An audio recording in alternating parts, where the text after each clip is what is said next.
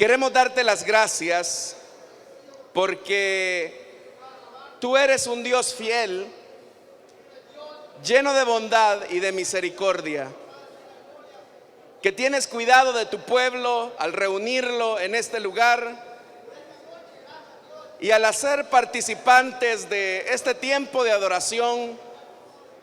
Queremos suplicarte que tu Espíritu Santo, que inspiró las Escrituras, pueda venir a nosotros y así, Señor, poder ser edificados por medio de tu palabra. Ayúdanos a poder entenderla, pero también, Señor, a aplicarla. Añade a tu iglesia a los que has predestinado para salvación y vida eterna, de los que están en este lugar como de los que a través de la radio o el internet están escuchando este mensaje. Todo lo pedimos en el nombre poderoso de Jesucristo, tu Hijo amado, por quien te damos las gracias. Amén y amén. Vamos a abrir la Biblia, hermanos. En esta ocasión lo vamos a hacer en la carta de Judas. La semana pasada finalizamos el estudio del libro de Apocalipsis y hoy vamos a iniciar este estudio en esta carta del Nuevo Testamento. Para que no le cueste encontrarlo, Judas está antes de Apocalipsis. Judas, vamos a leer a partir del verso número 1 en adelante, que nos dice de la siguiente manera: Judas, siervo de Jesucristo y hermano de Jacobo, a los que son amados por Dios el Padre, guardados por Jesucristo y llamados a la salvación, que reciban misericordia, paz y amor en abundancia. Amén. Hasta ahí dejamos la lectura, hermanos. Tengan la bondad de sentarse, por favor, esta noche. Hermanos y hermanas, como lo hacemos siempre al iniciar un nuevo estudio de un libro de la Biblia, es importante hacer una introducción general acerca del libro que nos proponemos a estudiar. En primer lugar, es importante que hablemos acerca del autor que se nos presenta en el versículo número 1, con el nombre de Judas. Al hablar acerca de Judas, hermanos y hermanas, es importante que usted entienda que Judas es la forma griega del nombre hebreo Judá. Y en realidad el nombre era bastante común entre los judíos. Tan común era en la época de Jesús que en realidad, hermanos y hermanas, el utilizar este nombre, pues obviamente que no tenía las connotaciones que ahora, por ejemplo, tiene el nombre. Porque el nombre de Judas o el nombre de Judá, ya le dije, Judas es la forma griega del nombre hebreo Judá. El nombre lo que significa es, esta vez, alaben al Señor. Es decir, el significado del nombre es bastante bonito, porque lo que dice es, esta vez alaben el nombre del Señor. Pero usted sabe que a pesar de lo hermoso del significado, para nosotros el nombre Judas tiene una connotación trágica y bastante negativa, tanto que cada vez que leemos, por ejemplo, o nos disponemos a leer hoy en esta ocasión la carta de Judas, hay que aclarar que este Judas no es el Judas Iscariote que nosotros conocemos como el traidor. Entonces, ¿de qué Judas estamos hablando?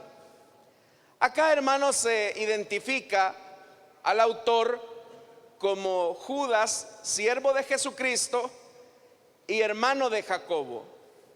Que se nos dé la referencia que este Judas es hermano de Jacobo.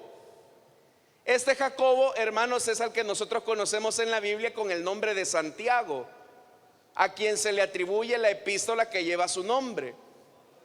Entonces significa que si este Judas es hermano de Jacobo, o dicho de otra forma, si este Judas es hermano de Santiago, significa entonces que al igual que Santiago, este Judas es medio hermano del Señor Jesús. Entonces fácilmente uno puede llegar a la conclusión que el escritor de esta carta de Judas es medio hermano de Jesús.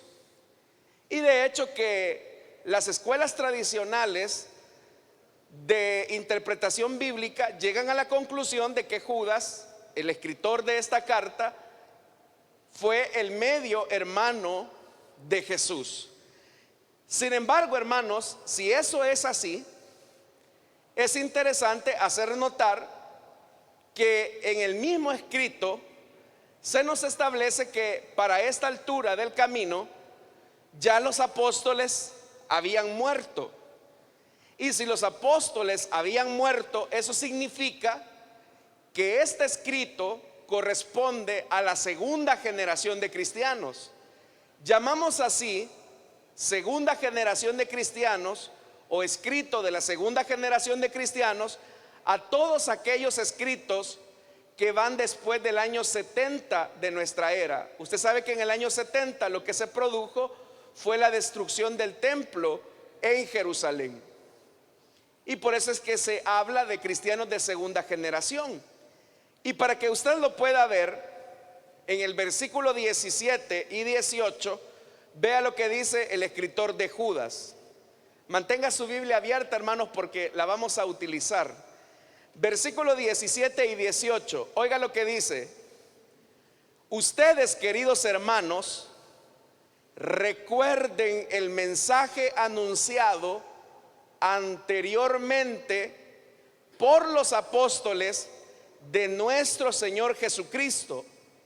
Ellos les decían.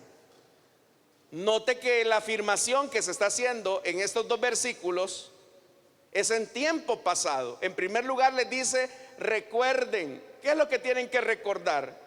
El mensaje anunciado anteriormente por los apóstoles de nuestro Señor Jesucristo. Que acá se esté mencionando que hay que recordar el mensaje de los apóstoles del Señor Jesucristo. Eso lo que nos dice es que para esta época en que la carta de Judas fue escrita, los apóstoles ya habían muerto. Y eso ubicaría a esta carta en lo que se conoce como la segunda generación de cristianos, o un escrito de la segunda generación. Y otra cosa más, el versículo 18 dice: ellos les decían. Está en tiempo pasado. No dice ellos les dicen, como que si estuviesen vivos. Entonces todos estos elementos nos llevan a pensar que este es un escrito posterior a la época apostólica, y que obviamente el autor de esta carta por lo menos corresponde a la segunda generación de cristianos. Que Judas, el medio hermano del Señor Jesús, viviera es algo que no se puede ni afirmar ni tampoco se puede negar con seguridad. Entonces, ¿qué es lo más probable? Lo más probable es que un discípulo del medio hermano de Jesús se encargara de escribir y redactar esta breve carta. Pero el que escribió y redactó esta carta tiene una genialidad en cuanto al uso del griego, pero también tiene una genialidad en cuanto a la forma en que agrupó el contenido de esta carta, y eso lo vamos a ver más adelante.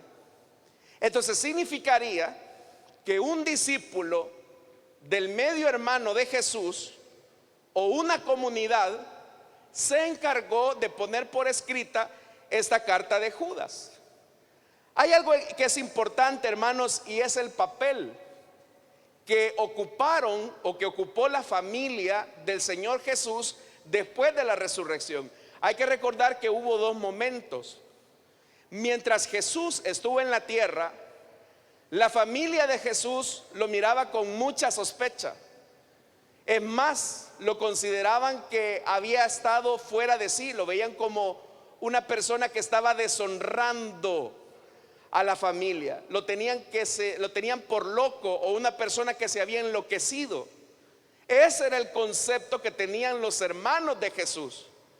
Pero cuando se produce la resurrección de Jesús, estos mismos hermanos que lo habían visto a él con sospecha, con desprecio, que consideraban que estaba trayendo deshonra a la familia, ellos tienen una conversión cuando Jesús se les aparece a ellos, cuando ven a Jesús resucitado. Y cuando resucita el Señor Jesús y ellos se convencen que no es simplemente su medio hermano, que no es simplemente un predicador itinerante, sino que en realidad es Jesucristo, el Hijo de Dios, ellos se convierten al Señor y se convierten en misioneros o en predicadores, que fue lo que le pudo haber pasado al medio hermano del Señor Jesús. Nosotros tenemos una breve referencia de esto. Acompáñame por favor a Primera de Corintios, capítulo 9, versículo 5. Vea lo que Pablo va a decir en Primera de Corintios, capítulo 9, versículo 5. Es Pablo el que está hablando en esta carta. Y vea lo que dice el verso 5. Primera de Corintios 9, 5. Vea la pregunta que hace Pablo. ¿No tenemos derecho a viajar acompañados por una esposa creyente, como lo hacen los demás apóstoles y Cefas? Y vea lo que dice: y los hermanos del Señor. Es decir, que los apóstoles se hacían acompañar de sus esposas, incluido Cefas. Pero Pablo va más allá y dice: los hermanos del Señor. Significa entonces que los hermanos del Señor, cuando creyeron, se convirtieron entonces en predicadores, igual que los apóstoles. Entonces, si eso es así, significa que este medio hermano del Señor Jesús no solamente tuvo una conversión al evangelio, sino que también, hermanos y hermanas, se convirtió en una especie de predicador. No sabemos qué tipo de ministerio ejerció él, porque si usted se fija en el versículo 1, solamente se dice: Judas, siervo de Jesucristo. No se presenta como apóstol o profeta o pastor o evangelista, sino que se presenta como siervo de Jesucristo. Y acá, hermanos y hermanas, es importante hacer notar algo. Probablemente el medio hermano del Señor Jesús se dedicó a la tarea de ser un apóstol o de un predicador. Probablemente, o sea, de que era predicador es un hecho, pero qué tipo de ministerio ejerció el medio hermano del Señor Jesús no se sabe. Y una posible razón por la cual en esta carta él, supongamos que él hubiese sido apóstol, pero ¿por qué razón él no se presenta como Judas, apóstol de Jesucristo, como lo hacía Pablo, por ejemplo, en sus cartas? La razón de esto es porque usted sabe que en el grupo de los 12 habían, por lo menos, hermanos y hermanas, varios Judas. Entre ellos el que conocemos, ¿verdad? Judas Iscariote, él fue parte de los 12. Pero también había otro Judas, que siempre los evangelistas hacen la aclaración y dice: pero no el Iscariote. Ese Judas se le conoce como Judas Tadeo. Y Judas Tadeo, obviamente que también se convirtió en apóstol. Entonces, de una manera, para identificar en este versículo que este Judas no es ni Judas Iscariote ni Judas Tadeo. Se dice que es hermano de Jacobo, pero eso tiene otro elemento más que es importante, y es la figura de Jacobo. Ahora, antes de entrar en ese punto, eso nos lleva a hacernos la siguiente pregunta. Es decir, hemos aclarado que el escritor de esta carta es Judas, el medio hermano del Señor, o al menos se le atribuye a él esta carta, usando lo que se conoce como la pseudonimia o la pseudoepigrafía. ¿Y qué es esto de pseudonimia o pseudoepigrafía?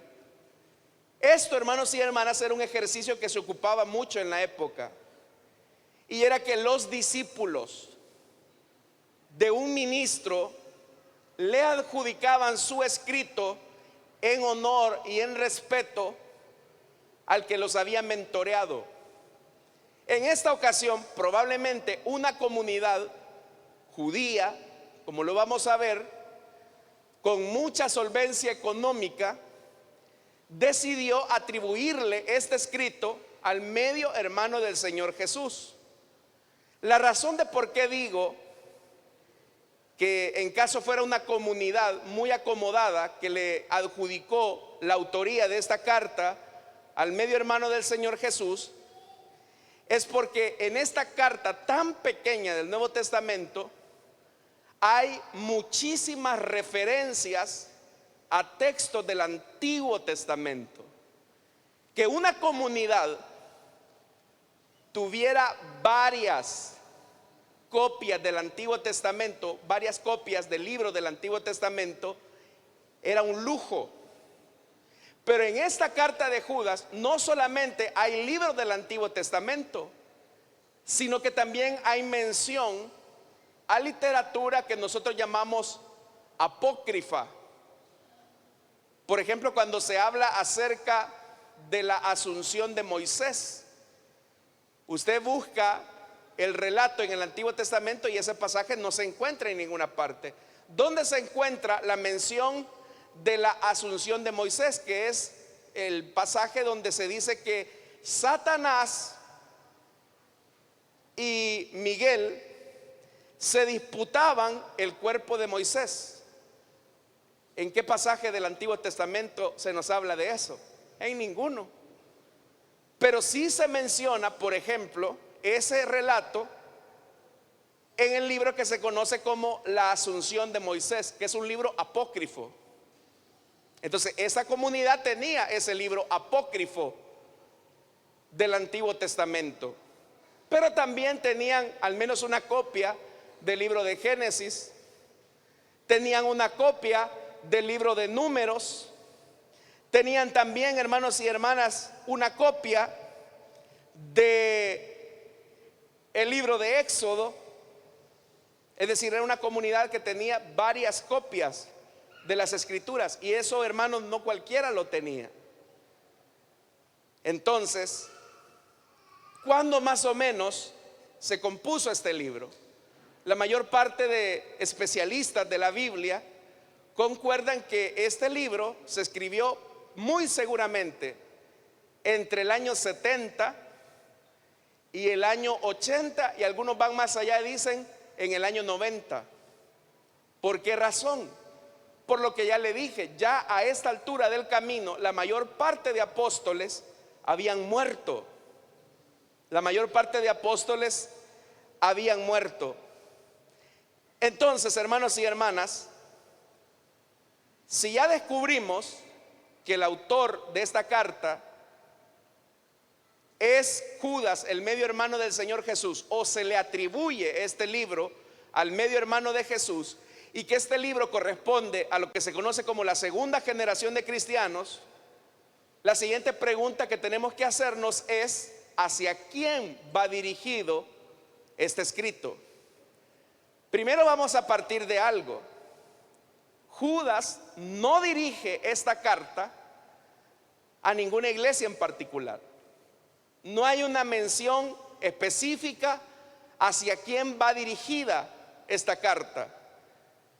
Y en ninguna parte de la escritura, hermanos y hermanas, de este texto, encontramos ni siquiera una referencia explícita o implícita a que esta carta fuera dirigida a lectores gentiles. Más bien, por el contenido del Antiguo Testamento que se encuentra en esta carta, todo parece indicar que esta epístola iba dirigida a una comunidad judía que claramente conocía las escrituras del Antiguo Testamento. Entonces significa que el que escribió la carta de Judas era un judío muy versado en el idioma griego, muy versado en las escrituras del Antiguo Testamento, y que tenía como objetivo hablarle a los judíos que estaban en la dispersión. Porque si ya dijimos que esta carta corresponde a después del año 70, y en el año 70 lo que ocurrió fue la destrucción del templo en Jerusalén, y eso obligó a los judíos a tener que emigrar a diferentes partes del imperio. Estos judíos creyentes ahora se encuentran dispersos por todo el imperio. Entonces significaría que el escritor de esta carta, vamos a decir Judas, el medio hermano del Señor, tiene un interés, y el interés de Judas es que estos preserven la autoridad de las escrituras y la autoridad de los líderes de la iglesia. ¿Por qué razón? Porque existe la tentación de la apostasía. ¿Qué es la apostasía? La apostasía, hermanos, es la acción por medio de la cual una persona que manifiesta haber creído en Jesús y que reniega o retrocede completamente de su fe. Y esto es algo paradójico, fíjese, porque el mayor traidor de la fe, el mayor apóstata de la fe, fue Judas Iscariote. Y que ahora otra persona, que es el medio hermano de Jesús, llamado Judas, sea el encargado, que otro Judas sea el encargado de escribir una carta que trate la manera de prevenir a toda costa la apostasía de los cristianos.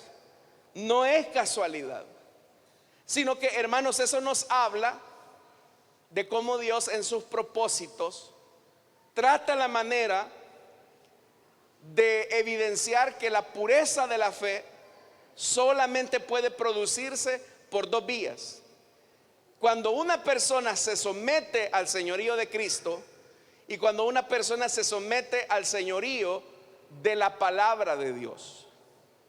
¿Estamos hasta acá, hermanos? Otro elemento que también es importante y que tenemos que hacer notar es la naturaleza de la carta. Porque, como ya le dije, el estilo de la carta está muy bien redactado y está perfectamente armonizado, como lo vamos a ver más adelante. Pero también un elemento que es importante es que hay una estrecha similitud de la carta con la segunda carta de Pedro. Quiero llamar su atención en esto y vamos a hacer un ejercicio esta noche. De los 25 versículos que aparecen en esta carta de Judas, 19 de ellos se encuentran en la segunda carta del apóstol Pedro. Y vamos a hacer un ejercicio, hermanos. Vamos a mantener la Biblia abierta en Judas y en segunda de Pedro. Vamos a comenzar con Judas. Vamos a leer un versículo. ¿Tienen sus Biblias abiertas, hermanos? Ok, hagamos el ejercicio. Vamos a leer el versículo 4 de Judas. Vea lo que dice.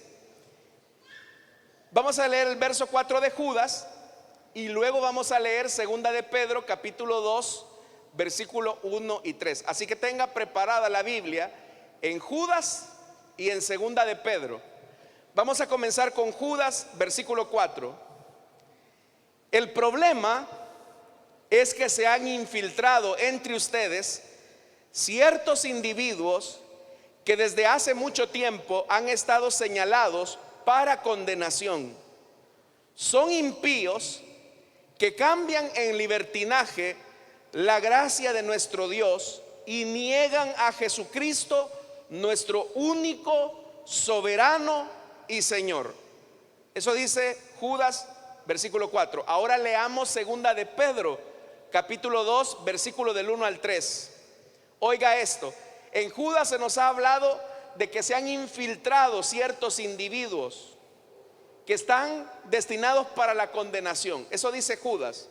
Veamos lo que dice segunda de Pedro, capítulo 2, versículo del 1 al 3.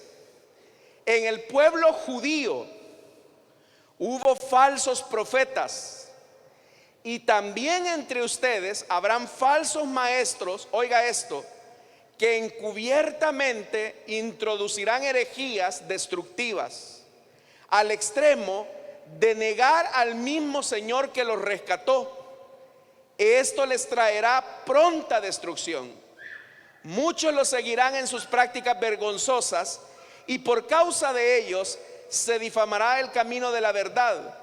Llevados por la avaricia, estos maestros los explotarán a ustedes con palabras engañosas. Desde hace mucho tiempo, oiga, desde hace mucho tiempo su condenación está preparada y su destrucción los acecha. No sé si usted notó la similitud que hay en esos dos versos. Obviamente que en Pedro hay una ampliación de la idea, pero el centro es el mismo, que hay falsos maestros que se han introducido en la iglesia para negar el señorío de Cristo. Eso es lo que básicamente los dos versos quieren decir. Volvamos a Judas, vamos al versículo 6. Dice el versículo 6: y a los ángeles que no mantuvieron su posición de autoridad, sino que abandonaron su propia morada, los tiene perpetuamente encarcelados en oscuridad para el juicio del gran día. ¿De qué se nos está hablando ahí, verdad? De el juicio que les espera a los ángeles. Vamos ahora a segunda de Pedro, capítulo 2, versículo 4. Oiga lo que dice: Dios no perdonó a los ángeles cuando pecaron, sino que los arrojó al abismo, metiéndolos en tenebrosas cavernas y reservándolos para el juicio. Note que hay una similitud.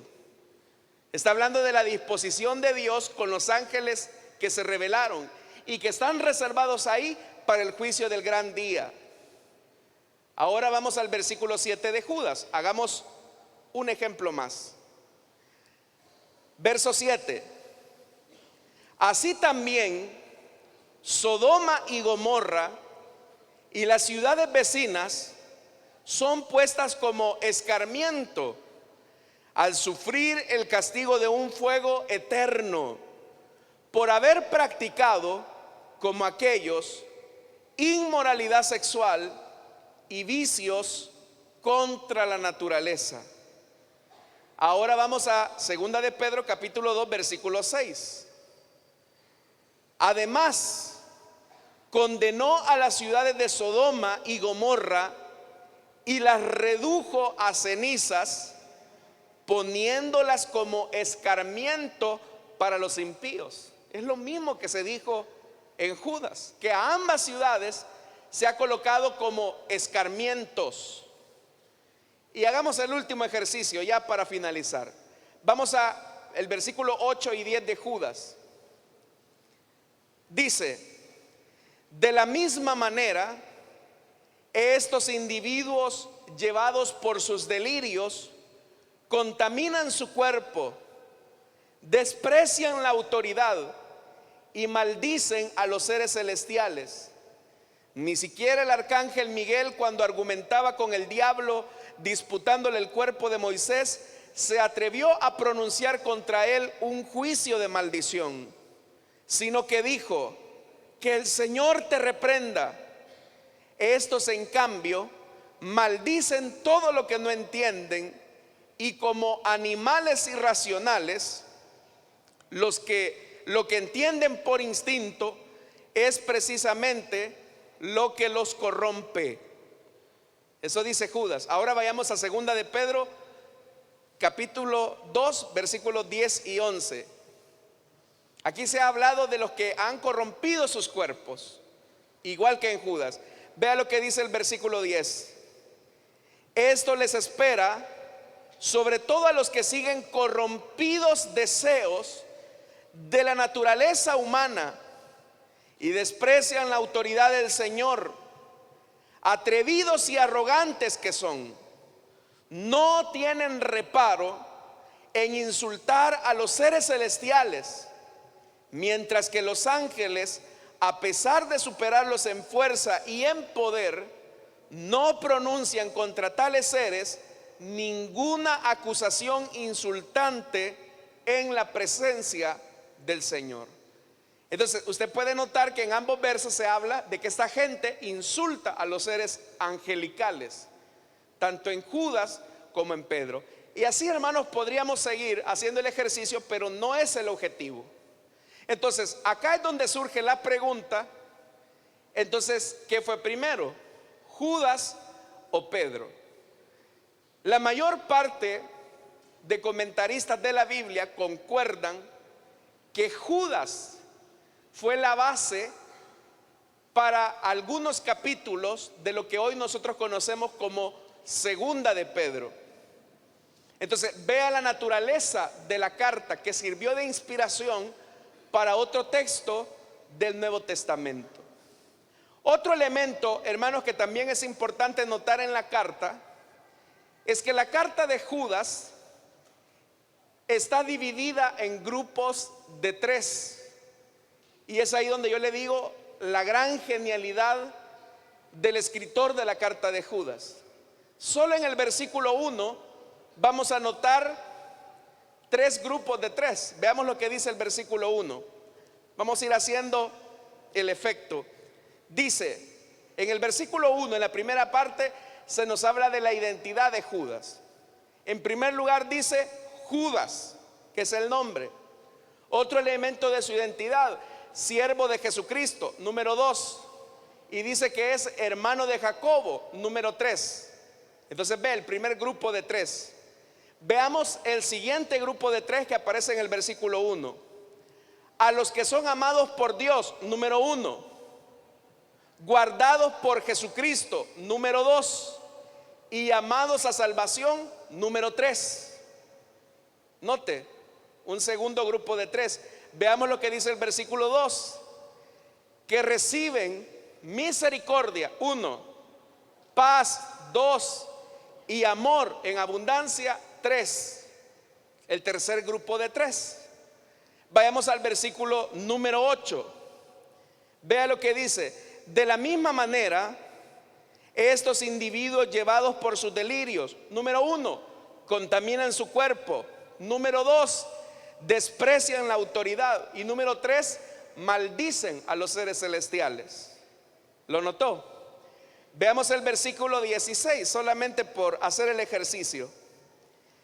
Estos individuos, número 1, son refunfuñadores. Número 2, son criticones. Y número 3, hablan con arrogancia. Entonces usted puede notar una triple acción.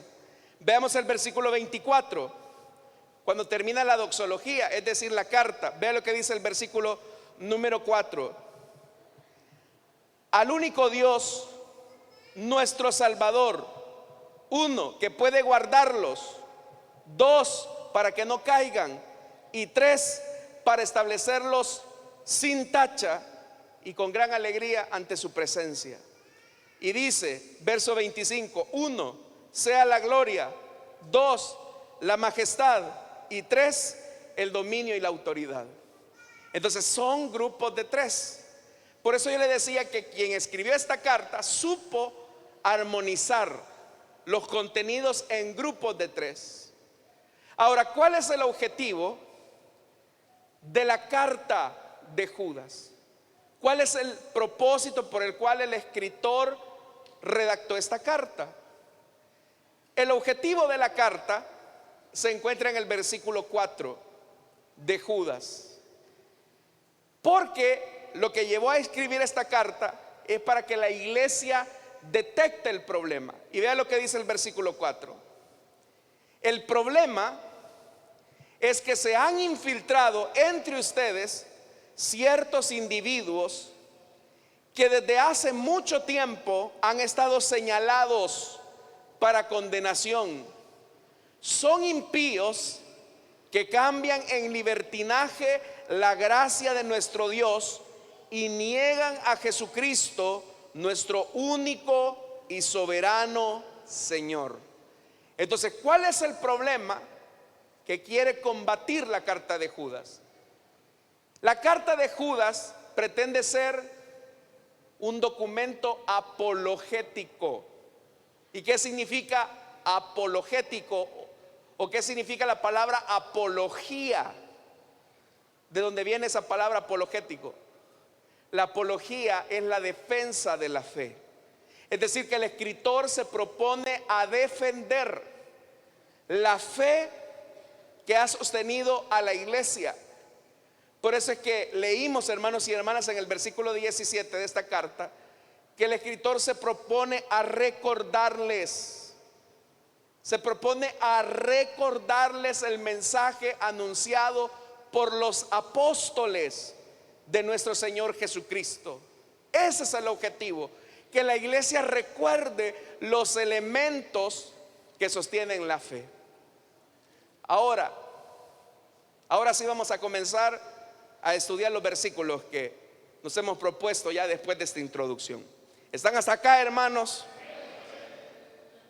Bueno, vamos a considerar en primer lugar un elemento, y es lo que aparece en el versículo 1. Dice la Biblia: Judas, siervo de Jesucristo y hermano de Jacobo. Ya le dije, se identifica el autor de esta carta como el medio hermano del Señor Jesús. ¿Por qué Judas, al hablar acerca de su relación con Jesús, no se presenta como Judas, hermano de Jesús?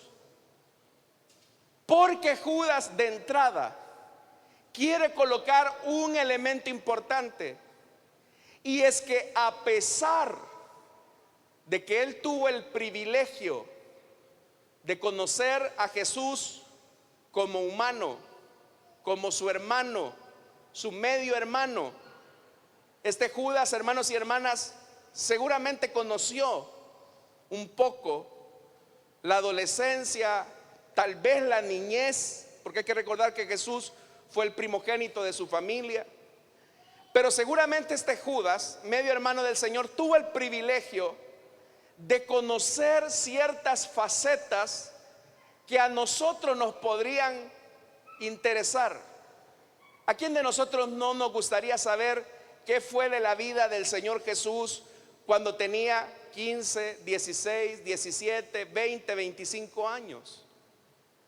¿A quién no le gustaría saber cómo fue la vida del Señor en esos años, hermano? Yo creo que a todos. Este Judas tuvo ese privilegio de conocer a su hermano, a su medio hermano. Pero como él mismo se identifica por encima del privilegio de ser medio hermano del Señor, para él el privilegio más importante no es haber conocido, como diría Pablo, a Jesús según la carne, sino conocer a Jesús en toda la dimensión y la majestad de lo que Él es, y es Jesucristo. Judas solamente conoció al Hijo de Dios como Jesús, como ese humano. Y por eso que cuando Él se dedicó al ministerio, este Judas seguramente menospreció, se avergonzó de su hermano mayor. Pero cuando Él, después de su muerte y su resurrección, comprendió que no era un humano cualquiera, sino que era el Hijo de Dios, Dios encarnado. Para él ahí, hermanos y hermanas, su privilegio de haber sido medio hermano de él en sangre, medio hermano en la carne más bien, quedó en un segundo plano. Eso, hermanos y hermanas, a nosotros ya nos dice algo muy importante, porque nosotros podemos tener los mejores privilegios dentro de una iglesia. Usted puede ser hijo de predicadores, usted puede ser hija de coordinadores de privilegio, usted puede tener como hermano a un hermano reconocido de la congregación, usted puede tener como hermana a un siervo del Señor, usted incluso hasta podría vivir con un siervo del Señor, y todas esas cosas son privilegios. Así como fue un privilegio para Judas haber conocido a Jesús en su faceta como hombre. Pero ese privilegio queda relegado a un segundo plano cuando de verdad nosotros comprendemos que el verdadero privilegio no es tener conexiones especiales con hermanos o hermanas que son referentes para nosotros, o tener ciertos parentescos con personas, hermanas y hermanas a los que admiramos. Ese privilegio queda en un segundo plano, de lado al verdadero privilegio, que es haber conocido a Jesús como Cristo, como el Mesías, como el prometido de Dios. Yo no me conformaría, y eso es lo que Judas quiere demostrar. Yo conocí al Señor en su aspecto humano. Yo conocí al Señor como adolescente, como joven, y yo podría alardear de esa posición, porque, hermanos, de verdad que era un privilegio haber conocido al Señor en los primeros años de vida de Él. Es que era un privilegio. Pero Él no le da prioridad a ese privilegio. Él le da prioridad a reconocerse a sí mismo como siervo, como esclavo de Jesucristo. Y en esa frase, en ese nombre, Jesucristo, hay una verdad teológica. Jesús nos habla de la parte humana, es decir, Jesús se hizo carne. Pero el complemento, Cristo, esa palabra Cristo en el griego tiene un trasfondo, hermanos y hermanas, del concepto hebreo que es Mesías. Pero también Cristo tiene una amplitud en cuanto al aspecto divino. Entonces, para Judas, Jesús no era simplemente su medio hermano, eso queda en un segundo plano. Para él, ese Jesús que había visto crecer ya no era un simple ser humano, era el Hijo de Dios. Y ahora, como Hijo de Dios, él ahora dedica su vida al servicio de su Señor. Es un reconocimiento de su señorío. Entonces, por eso es que yo le decía esta noche a usted, si usted puede tener el parentesco que usted quiera con hermanos o hermanas que son referentes de una iglesia. Usted puede decir, no, que mi papá es el pastor, no, que mi mamá es la hermana fulanita, fundadora de la iglesia. Ese es un privilegio. Pero a la par del privilegio supremo de conocer a Jesucristo, que es lo que auténticamente garantiza la salvación y la vida eterna, cualquier privilegio humano queda en segundo plano. Preocúpate tú que ante ese privilegio que Dios te ha dado, de verdad hayas conocido a Jesús como tu Señor y tu Salvador. Porque de nada te va a servir cualquier parentesco, relación o amistad humana si no has conocido a Jesucristo, el Hijo de Dios. Entonces, por eso es que Judas dice, soy siervo de Jesucristo. Y eso habla de que su voluntad fue rendida al señorío de Jesús. Esto nos habla de un aspecto que es importante. Y es que nosotros aprendamos a reconocer a Jesús como Señor y Salvador. Las dos cosas, para que finalmente la palabra de Dios tenga sentido y nosotros podamos decir: ya no vivo yo, sino que Cristo vive en mí.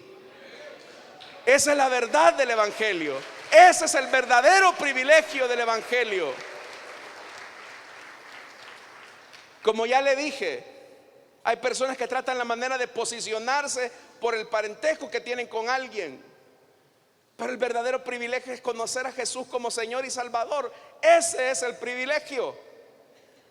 Pero dice algo más el versículo 1. Dice que es hermano de Jacobo. ¿Y quién era Jacobo?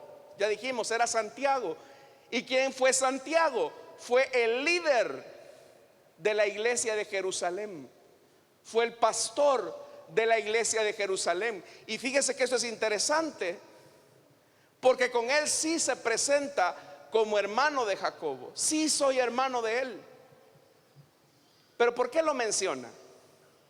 Lo más usual en la cultura judía es que una persona hiciera referencia no al hermano, sino al padre. Soy hijo de fulano, hijo de mengano. Pero ¿por qué acá Judas hace mención de Jacobo, su hermano mayor, de Santiago? Porque hay que recordar que Santiago era el pastor principal, era el líder de la iglesia de Jerusalén. Entonces, Judas está reconociendo que él está bajo el cuidado de Santiago, bajo el cuidado de su hermano, que es el pastor de la iglesia de Jerusalén. Fíjense, hermanos y hermanas, que para nosotros la identidad cristiana sí tiene que ser en un reconocimiento de que Jesús es el Señor y el Salvador de nuestra vida. Pero esa verdad nos conduce a otra necesidad, y es que alguien cuide de nuestra salud espiritual. Y en este caso Judas, a pesar de que era un predicador, no sabemos cuál de los 5 ministerios ejercía, probablemente el de apóstol, pero él mismo reconoce: yo no soy absoluto, sino que mi hermano Jacobo es mi cabeza, es mi autoridad espiritual. Entonces, ¿qué va a preservar? Porque si el propósito de la carta es preservar a la iglesia de la apostasía, es importante, número 1, haber reconocido a Jesucristo como el Señor y el Salvador de nuestra vida. Eso es lo fundamental.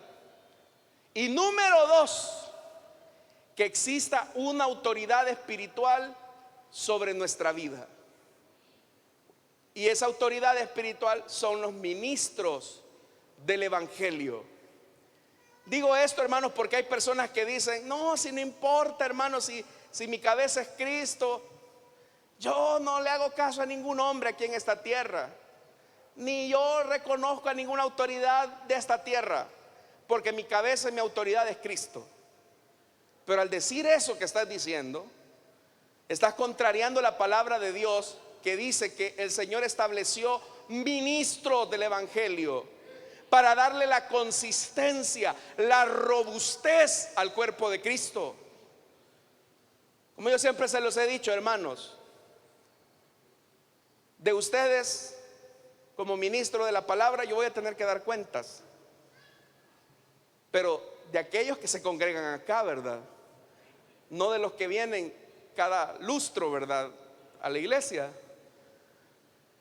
Entonces uno tiene que tener, hermanos, uno tiene que preservarse de los errores doctrinales. Pero ¿cómo se hace? 1, reconociendo el señorío de Cristo. Y 2, reconociendo que hay una autoridad espiritual que cuida de nosotros.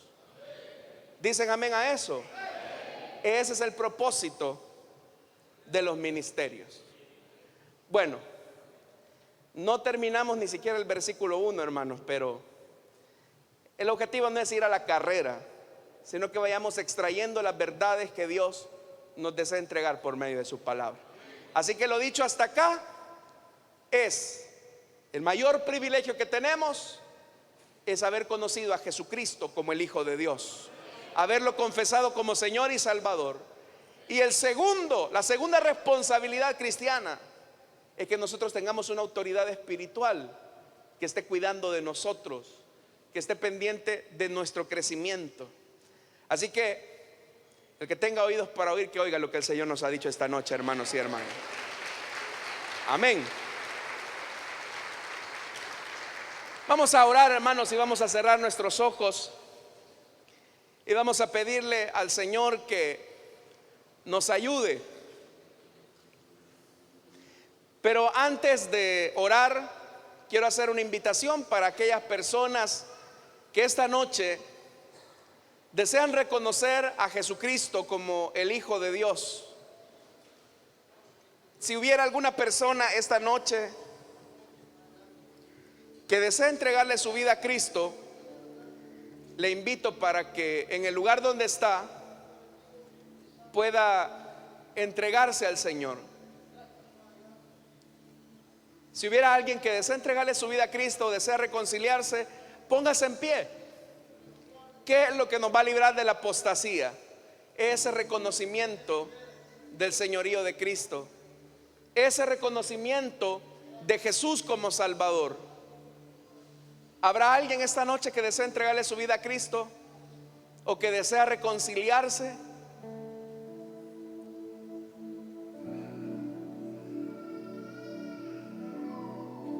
¿Habrá alguien? Si no lo hay, vamos a orar, hermanos, y vamos a pedirle al Señor que en toda nuestra vida siempre reconozcamos el señorío de Cristo. El mayor privilegio es haberle conocido a Él. De ahí cualquier otro privilegio queda en segundo plano. Cualquier parentesco o relación de amistad queda en segundo plano al lado de conocer al Señor. Padre que estás en los cielos, gracias te damos por habernos concedido el enorme privilegio de haberte conocido.